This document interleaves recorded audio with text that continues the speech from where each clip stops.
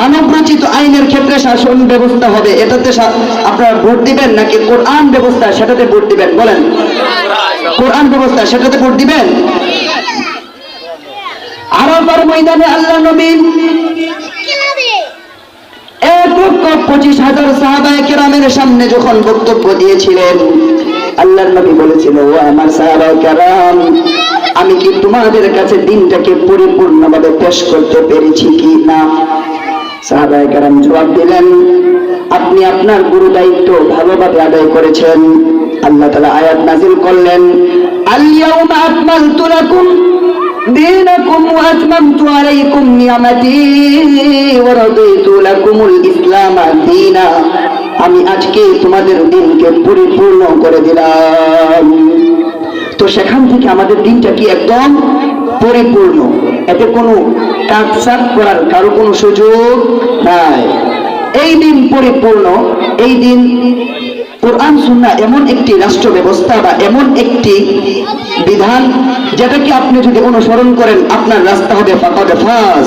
আর ফাজের ব্যাখ্যায় কোরআনে এসেছে, ফামান যুহযিহা আনিন নার ওয়া উদখিলাল জান্নাহ। যে ব্যক্তি নিজেকে আল্লাহ তাআলার কঠিন আযাব জাহান্নাম থেকে রক্ষা করে জান্নাতে নিজেকে পেশ করতে পারবে, ওই ব্যক্তি হলো পরিপূর্ণ সফল। আমার আপনার ইচ্ছা কি সেটা না? জান্নাতে তো আমাদের ইচ্ছা, তো ইচ্ছা জান্নাতে যেতে হলে আমাদের একমাত্র কোরআনিক শাসন ব্যবস্থায় আমাদেরকে জান্নাতের পথে নিয়ে যাবে এবং সেটা আমাদের জন্য সহজ করবে। আসুন, গণতন্ত্রে যাওয়ার আগে আমি আরেকটা জিনিস আগে বুঝাই। আপনাকে যদি আমি বলি স্বাধীনতা কি জিনিস, অবশ্যই আপনাকে বলতে হবে প্রত্যেকটা জিনিস তার স্ব অবস্থানে থেকে যে দাবিগুলো দিবে সেটাই হলো স্বাধীনতা।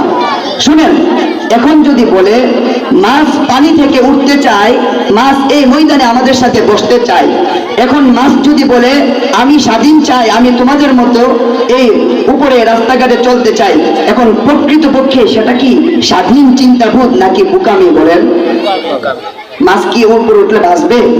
বাঁচবে।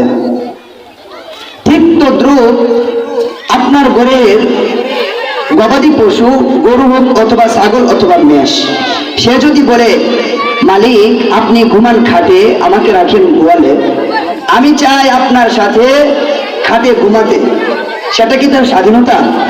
সেটা কি তার স্বাধীনতা নাকি উইটার তলে পড়ার কাম হয়েছে? এই কথা বললে আপনি কি আর পরের দিন রাখবেন? কবেন হয়তো বিক্রি না হয়। আল্লাহু আকবার। এই তো আল্লাহ পাক রব্বুল আলামিন প্রত্যেকটা জিনিসকে যাকে যেখানে রেখেছেন সেই স্ব জায়গা থেকে আপনার দাবি আদায় করার নাম হলো আপনার স্বাধীনতা। এই তো স্বাধীনতা।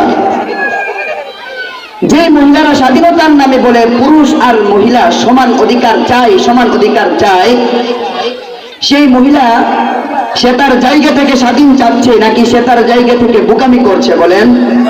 এখন যদি বলেন হুজুর আপনি বলেন কি আমরা চলবো রাস্তাঘাটে, এরা কি চলবে না? না, আমি বলি শিয়াল চলে সব জায়গায়, সেই জায়গায় মুরগ চলে না। শিয়াল যেই জায়গায় চলে সেই জায়গায় মুরগ চলে। শিয়াল যেই জায়গায় চলে সেই জায়গায় যদি মুরগ চলে, তাহলে পুরুষ যেই জায়গায় চলে মহিলা সেই জায়গায় চলবে। আসেন এখন পয়েন্টে আসেন। এখন আমি যেন বললাম মহিলারা আমাদের সাথে সমান অধিকার পাবে, সেই দিকে তারা আন্দোলন করে দাবি করে, এগুলা কেন যৌক্তিক না? কারণ কোরআনের বাইরে কোরআনের সাথে সাংঘর্ষিক কোনো যুক্তি নয়।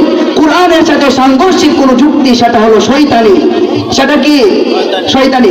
আল্লাহ তাআলা বলেছেন কোরআনে, ওয়াকারনা ফি বুয়ুতিকুন্না ওয়ালা তাবাররাজনা তাবাররুজাল জাহিলিয়াতিল উলা। ও মহিলারা, তোমরা তোমাদের ঘরে থাকো, তোমরা তোমাদের সৌন্দর্যকে জাহিলিয়াত যুগের মহিলাদের মতো প্রদর্শন করো না। এখন আপনি যদি বলেন আমি পুরুষের মতো বেপরদা রাস্তাঘাটে চলতে চাই, আমি পুরুষের মতো সমান অধিকার চাই, সেটা হলো আপনার বোকামি, সেটা আপনার স্বাধীনতা না, বরং সেটা হলো আপনার শয়তানিক যুক্তি।